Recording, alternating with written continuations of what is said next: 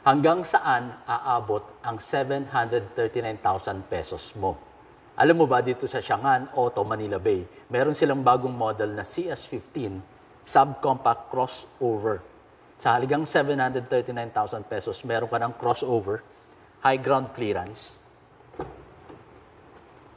may sunroof, Android Auto,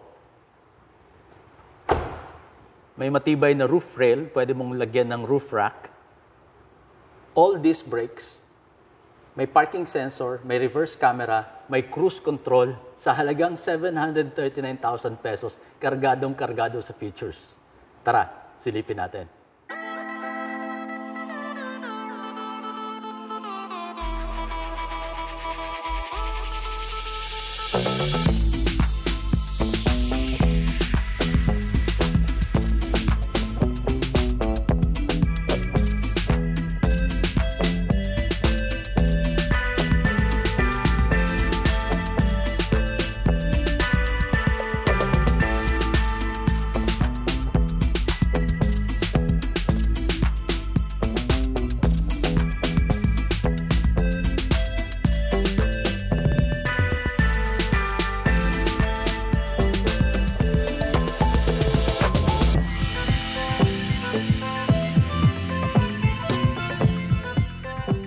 Hey guys, so welcome back to Team DTV, and today nandito nga tayo sa Siangan Auto Manila Bay, and tara, silipin natin ang mga features nitong CS15. Alright, so dito sa front, yung pagkakadesign niya, pag tinignan mo yung headlight niya, akala mo naka-LED, no? Kasi very modern yung design niya, pero lahat lang yan halogen. Pero naka-projector. So later pwede mo itong i-upgrade ng, hanap ka lang ng magandang LED for sure.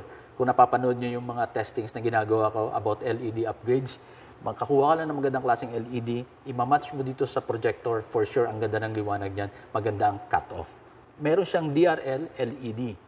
Alright? And then overall, yung design niya dito, meron siyang malaking grille and may mga chrome accent. Maganda, para sa akin maganda. Kasama yung etong design flow niya na pag ganun, dito. Akala mo may mga air dams, tapos akala mo dito may mukhang fog light. Park light, ayan, yung DRL niya, LED. Low beam, ayan, low beam. High beam, ayan. So, ano lang pala siya, single bulb lang siya. So, siya na yung low beam and high beam at the same time. Paki-flash mo nga para makita natin. Flash lang ng flash. Ayan. Okay, hazard, ayan. Okay guys, tingnan naman natin yung side profile niya. Okay? Overall, maganda naman yung proportions. When I say proportions, ang sinasabi ko dito yung haba ng nguso niya, and then yung dito sa sunod, ito sa panel na to, overall yung slope, yung design, yung height ng window, yung itong paakyat na tong design, sa akin sa side profile, malaking bagay sa akin yung maganyang itsura. Yes, this is subcompact, maliit siya, pero yung pagkakadesign niya, mafe-feel mo, SUV talaga siya. Okay? And then, of course, maganda rin yung ganitong may rubber, parang plastic na protection dito sa fender, and it goes all the way dito sa running board. And then, dito mismo sa may pinto, eto, may additional protection. So, this is plastic or rubber na material, and then may body color na plastic pa rin na accent dito. So, I think maganda yung pagkakadesign nito. Diyan. Okay? And then, mukha siyang maliit kapag kinumpara mo sa race. Okay? Let's admit it, ito naman talaga, ang kalaban nito sa market is the Toyota Race.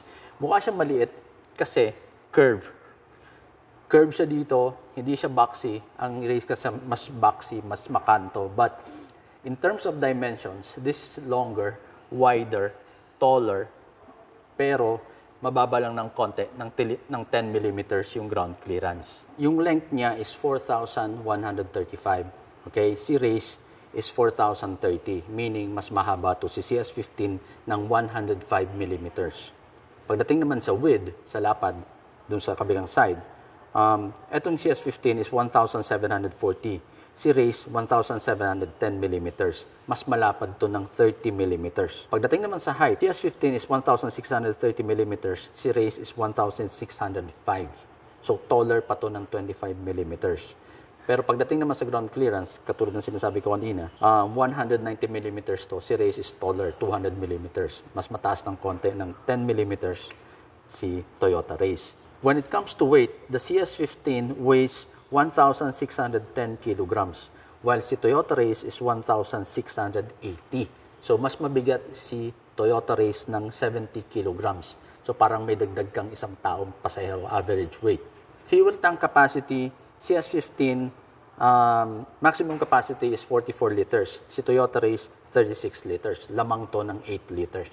Okay, so pagdating naman dito sa front wheels niya, 205 50 series 17, size 17 yung rims.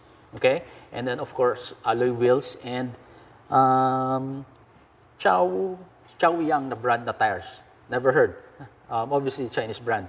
And front disc brakes. Pagdating naman dito sa rear, same size of wheel, same alloy, alloy mags, and eto maganda sa kanya, disc brake na rin siya dito sa likod. And like I mentioned kanina, meron siyang totoong roof rail dito. When I say totoo, kasi may mga ibang cars na aesthetic lang yung roof rail. Ito, talagang roof rail siya na pwede mong kabitan ng crossbar, pwede mong salpakan ng roof rack, pwede mong lagyan ng load. Okay? So, ayan, matibay. Matibay. And then, of course, nakita nyo, may maliit siya doon na shark fin antenna na nakakadagdag pa rin naman sa forma niya, di ba? And then, dito sa side mirror niya, medyo napansin ko medyo malaki, no? So, siguro, pag nakapag-test drive tayo, ma-appreciate natin yan. Mas maganda siguro ang visibility niyan while driving. So, but anyway, yeah, meron turn signal dito. Alright, dito naman sa likod, ang cute ng design niya. Kung napapansin nyo to, may curve siya dito. I like this part. It's very minimalist, plain and simple, malinis tingnan. Okay, so from the top, again, andito yung rear spoiler natin, and then merong LED third brake lamp, and of course, may wiper, and then naka-black out dito na nagmumukha siyang naka-integrate dito sa taillights niya. Again, similar sa design nung sa headlamps. Pag tinignan mo, mukha siyang, akala mo LED na yung mga bulbs, ano? Kasi maganda nga ang pagkaka-design. Pero actually, nakahalogen lang siya. Sinilip ko kanina sa loob. Alright? So, nandito yung reverse lamp mo, brake light, and signal lights. And then, dito naman sa baba, merong chrome accent. And then, eto, fog light. And then, dito, reverse light. So, ang reverse mo, tatlo. 1, 2, and 3. Right? And then, ito yung tailgate handle mo. Electric yung switch niya. So, pag pinindot mo, mafe-feel mong nag-unlock. And then, you just open that. And then, andito yung reverse camera. And then, andito yung parking sensors niya. Meron tatlo. 1, 2, 3. Typically, sa mga full size na mga sasakyan na nire-review natin, usually sa likod, 4, di ba? But since hindi naman ganun ka-wide ito, tatlo lang yung sensors niya. Okay, silipin naman natin ang engine bay. Saan yung hook? Ayun, andun, sa ilalim. Nice. So, malinis ang pagkaka-design ng engine bay. May mga saktong spaces lang siya, hindi masyadong cramped. Parang madali lang siya i-service, ano? Tara, silipin natin sa loob. The 2024 Chang'an CS15 is powered by a 1.5-liter gas engine, and the transmission is a 5-speed dual-clutch transmission. Maximum output of the engine is 105 horsepower, and the maximum torque is 145 Newton meters. And again, the fuel tank capacity is 44 liters. Okay, tara, ususoyin natin yung laman ng engine bay niya. Alright? So, looking at the orientation of the engine, para sa mga bago sa cars na interesado matuto, konting kaalaman lang, nababagit ko lagi ito, kapag ganyan yung position, yung orientation ng engine, naka-horizontal, meaning inline kasi to, ibig sabihin, yung spark plugs natin nandito, 1, 2, 3, 4, and that means front wheel drive siya. Okay? So, starting from the right, nandito yung fuse box, nandito yung battery. Medyo malaki yung battery niya for a 1.5 engine. Yung mga nakita kasi akong iba na 1.5, di ganyan kalaking battery. Anyway, so andito yung ECU niya. Alright? And, parang dalawa no? Ayan, no? Bosch, made in China. Parang dalawa. Yung computer niya. Anyway, so andito yung brake fluid. And then, andito yung, asa na? air intake niya. Nasaan yung air filter box? Hindi ko makita. Ito ba yun? Ganito lang ba kaliit? I don't think so. So, okay, medyo nalito ako, no? Kasi sabi ko, nasaan yung air filter box niya? Imposible namang ito. Ang liit-liit nito. So, andito pala. Nakakatawa. Ganito ba ang design ng mga maliliit na engine? So, curious tayo. So, silipin natin. Ayan, andyan siya. Nakita nyo? Ayan yung filter niya. Color orange. Orange yung frame, yellow yung mismong filter. So again guys, 4 cylinders to, hindi to 3 cylinders compared sa Race tsaka sa Mirage na alam naman natin, naririnig natin sa mga Mirage and Race owners na medyo ma-vibrate daw kasi parang hindi balance kasi 3 cylinders. So dito 4 cylinders, you can expect na mas smooth to tumakbo, right? But I'm not gonna say that for sure until siguro makapag-test drive tayo. Okay? So, andun yung ABS module niya, andun yung expansion valve ng AC, coolant, and washer. And ang laki ng engine support nandito. Okay? And then what else? Ano pang gusto niyo makita? Ayun, nandun yung aircon compressor. Andun sa baba. And then, andun sa likod yung alternator niya. Okay, that's it. Silipin naman natin sa loob. Tara. Ito yung susi, duplicate lang to. Yung main key is flip key. Pag pinut mo ng unlock, iilaw yung DRL and headlight. Sabay, magfa-flash yung signal lights. Tapos, pag pinut mo ng lock button, double flash yung signal lights and then yung DRL will stay open for a few more seconds. Wala tong smart entry ha. Very basic lang. Wala ring lock and unlock button dito sa door handle. Tara, pasok tayo.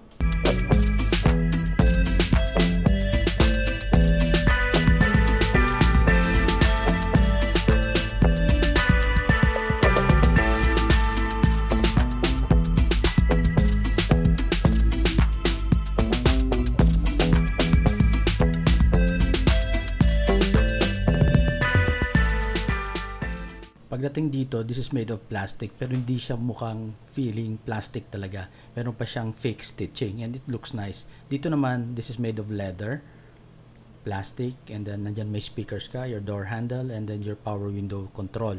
And then yung driver side, merong auto up and down. And then dito sa baba, meron kang bottle holder and meron kang konting storage for some documents. And then, ayan, meron kang main speaker.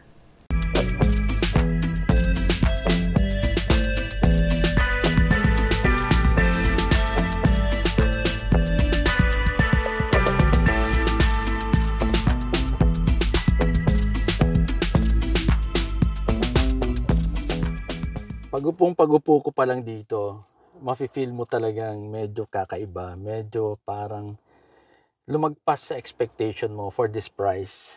Tingnan mo naman, again, yung leather. Ang sarap ng pagkakaupo ko, napakaganda ng bolsterings. Parang ang laki ng natipid mo sa interior pa lang. Look at that. Ang ganda oh.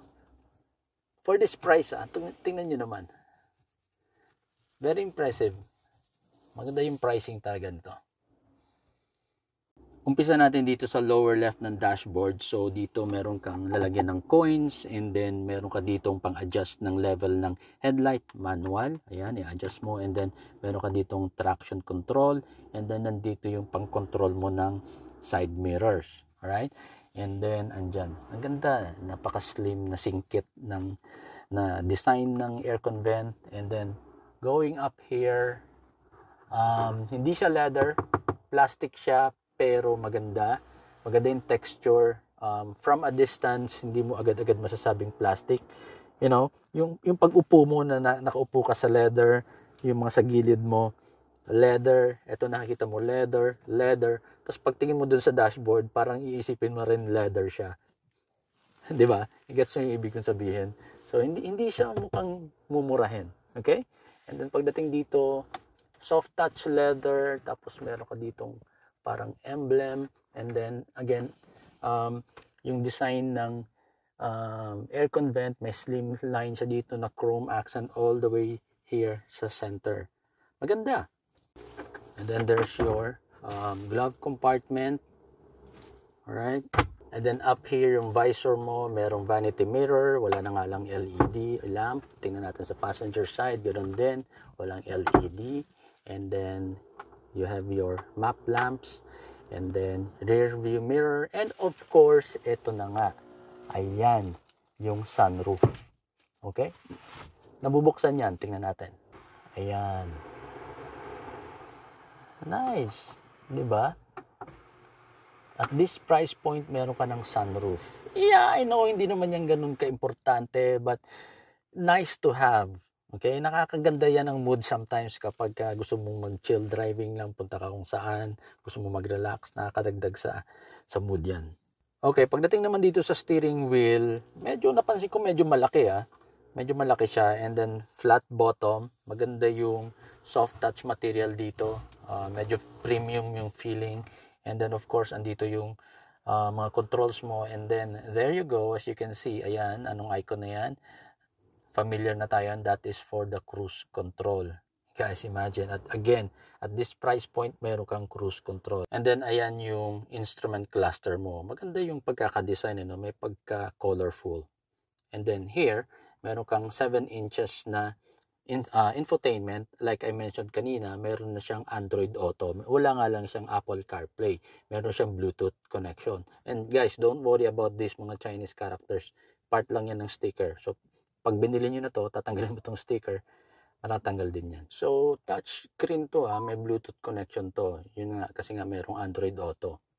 Okay? Touch screen to. So, tingnan natin. Home. Ayan. Alright? So, radio, phone, media, easy connection, and then yung settings. Pwede ka mag-mirror dito. Easy connection. And then down here, ayan, meron kang mga physical connection for the infotainment nga. And then, ayan, so home, volume, and then andyan yung hazard button mo. And then again, siningitan pa nila dito ng leather. Maganda, may stitching. And then, eto, meron kang 3 dials pang control ng AC mo. Maganda, maganda, di ba? What else? Doon sa ilalim, ilawan natin, meron kang 12 volt na power socket with a maximum of, ilan yan? 120 watts. Tapos meron kang USB Type A dito. And then meron kang storage dito for your phone, but no, wala siyang wireless charger. And then moving down here sa center, so ayan yung automatic shifter mo, yung cambio. Gated siya, no? Ayan, no? Gated. Ang iba sabi nila pag gated parang lumang design na. Ako okay lang sa akin kahit may ganyan. Mas gusto ko yan actually. Parang sa akin parang mas may safety. Alright? And then ayan again, continuous dito yung accent yung stitching, and then yung leather. Tapos may konting accent dito ng black piano finish.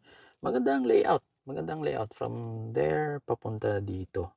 And then ayan yung manual handbrake mo, and then pati yung kahit maliit lang yung center console box niya dito, okay lang. And then pinaganda pa rin nila, naka-leather din, and then may stitching, and matibay naman pagkakagawa. And ayan, meron kang bulilit lang na box dyan, maliit lang na box. And of course, ayan nga, meron siyang teeny-weeny, tiny, maliit na, meron siya ditong napakaliit na cup holders. Okay, so yung driver seat is manual adjust. Ayan, pwede mong ibaba, pwede mong itaas, and then forward, backward, and recline. Okay? Parang okay lang kahit lahat manual, no? Kasi ito mismo malaking bagay yung leather Leather upholstery, ang ganda. And then yung power steering, yung steering wheel niya is adjustable din. Yun nga lang, tilt lang siya at hindi siya telescopic. Okay, punta naman tayo dito sa second row. Ayan, so meron ka rin ditong bottle holder. Ayan, plastic, leather, plastic. Okay, pag upo mo dito, again, mafe-feel mo din yung quality ng leather. Maganda, ma-appreciate mo siya. Okay, so ito yung driving position ko kanina. Look, maluwag naman siya. Medyo upright nga lang ang pagkakaupo mo, kaya medyo nakakaroon ka ng space dito sa yung legroom mo, yung knee room mo, right? Pero mag-stout ka ng konti, okay pa rin naman. Alright, so meron siyang headrest dito sa gitna, which suggests na dapat 3 magkasya dito. Pero kasya nga ba? I think, mas malambot yung upuan dito sa gitna, mas lumubog ako. So parang nagde-level, kasi nakaumbok siya ng konti, so parang magle-level ka dito sa dalawang mong katabi. I think tatlong size ko, okay pa dito umupo, comfortable pa. And then, ayan, nailalagay ko naman yung paa ko dito sa gitna, dito sa eto sa gitna, dito. And then, pwede naman ganyan. Alright? But of course, syempre, mas komportable kung dalawa. Maganda yung elbow room, maganda yung headroom. Parang may naka-indent dito and obviously, nakaumbok kasi to because of the sunroof, yung cover ng sunroof. Okay? So parang pagdating naman dito sa may ulo mo, nagkaroon ka ng konting space para kahit papano, meron ka additional headroom. Alright? Meron ba siyang center console dito? I mean, may armrest? Wala. Akala ko lang meron kasi yung design na upholstery may ganun. So, akala ko meron. But, no. Wala siya. And then, wala rin siya ditong additional aircon vent. Walang USB port. Meron lang siya maliit ditong storage. Ayan. Pakita ko lang sa inyo kung paano pino-fold yung second row seat. So, meron lang siyang simpleng latch dito. Ayan. Hindi mo nga lang siya na-fold flat kasi nagbabanggaan na yung foam. Ganyan na siya. Alright? Ayan. Third row naman sa akin. So, yung kabilang side. So, ang split niya is 40 and 60. Alright? So, yan. Hanggang dyan na nga lang siya. So, kahit pa paano, okay na rin. Kasi kung meron kang mahabang luggage na hindi naman ganun kataas, pwede ka pa hanggang dito. Ganyan kataas. And that's already big enough space. Tara, po na tayo sa likod. Alright? Nice. So, meron ka ditong carrier na at the same time parang tonneau cover na pwede mong tanggalin. Ayan. Matibay siya. Matibay. Yung iba kong nakikitang ganito, parang medyo flimsy. Naalala ko parang yung dati kong Mazda CX-5 may ganito. And hindi ko naalala na kasing tibay nito. So, yung construction niya ganyan, merong sumasalo sa kanya dito sa plastic side. And then, ito, kung tatanggalin mo, ayan. Hihilain mo lang ng konti. And then, ayan, tanggal na. So, kung kailangan mo ng malaking space for a bigger cargo, andyan ang luwag ng space mo. Very flexible. And then, dito on each side, meron ka pang storage dito. And then, meron pang lamp.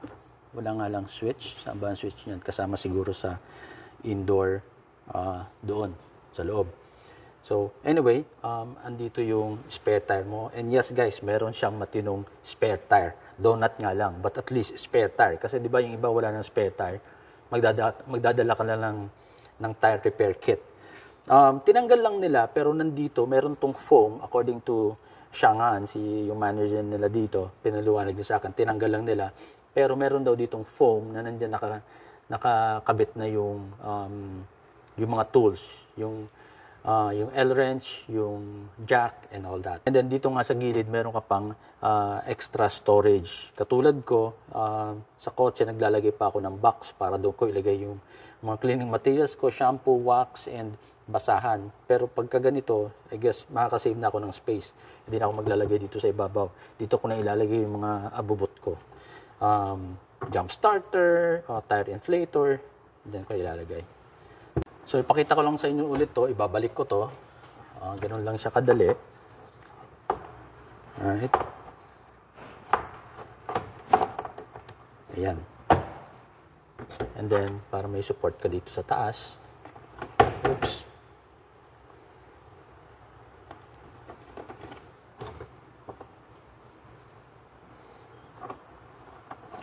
So, ang kinaganda nito, kung meron kang importanteng gamit dito na gusto mong hindi nakikita, you want some privacy, let's say, laptop, kung anong mga importanteng gamit, dito mo ilalagay, and then, para pag-close mo, hindi siya nasisilip from outside. Okay, by the way guys, nakalimutan ko, gusto ko lang ipakita sa inyo kung ano itsura ng space niya nang nakatayo yung mga upuan. Ayan, maluwag pa, di ba? So, pwede pa naman kami dito ng wife ko umupo. Pagka-camping, dito kami pupwesto. Siyempre, tatanggalin namin to. So, yeah, I think maganda, di ba? So, mataas yung ground clearance niya, powerful yung 1.5cc na 4 cylinders, engine, dual clutch transmission, hindi siya CVT. I would expect na responsive siya. And lighter by 70, tama ba? 70 kilograms kumpara sa race. So, kung i-manage mo lang ang pagtapok mo sa silinidor with that weight, I would assume mas matipid to. Or probably the same. Linawin ko lang, ang SRP niya talaga is 799,000 pesos. Nagbibigay sila ngayon ng 60,000 pesos na discount, kaya naging 739,000 pesos na lang. And by the way, etong CS15, wala tong ibang variant. Iisang variant lang to. So hindi nakakalito pumili. Ito na to. Yung CS15, merong 5 different colors available. Alright? So hindi lang nakasulat dito sa brochure. So hindi nakasulat yung technical term nila for the colors, but merong red, may blue, may white, may black, and then may silver. Share ko lang sa inyo itong sample computation. This is only available dito sa Chang'an Auto Manila Bay, sabi ni Raven. Alright, so CS15, yan nakikita nyo. Ayan, 799 ng SRP, less 60,000. Kapag nag-zero down payment kayo, ang monthly nyo for 5 years is only 16,407. Kung 4 years, 19,407. Kung 3 years, 24,530. Alright? Okay, so kontakin nyo na lang po si Raven kung interesado kayo. Ilalagay ko po dyan sa description and ipipin ko dyan sa comment yung contact number niya. Guys, please meet the team at Chang'an Auto Manila Bay. For inquiries, please contact Raven. Again, in terms of dimensions, this is bigger, wider, and taller than the race. And then, merong cruise control, merong sunroof, may reverse camera, may parking sensors, and isa pa sa pinakang gustong-gusto ko, naka all disc brakes na siya, pati likod. Alright? And then yun nga, yung roof rail, pwede mo siyang lagyan ng roof rack. Alright? So, if you guys are in the market, naghahanap kayo ng affordable na practical car, I think sulit yung time nyo na bumisita muna dito sa Chang'an Auto Manila Bay, and silipin nyo to and ikumpara nyo kung ano yung mga features niya, and ikumpara nyo sa ibang brand na kinoconsider nyo rin before you make a final decision. Alright? So, thank you guys for watching. I hope nakatulong tong video na to para makapag-evaluate kayo at makapag-decide kayo ng next car na bibilhin ninyo. And again, thank you for watching. Drive safe. Bye! If you like this video, please do not forget to subscribe to our YouTube channel. We are also on Facebook. Please like and follow our page.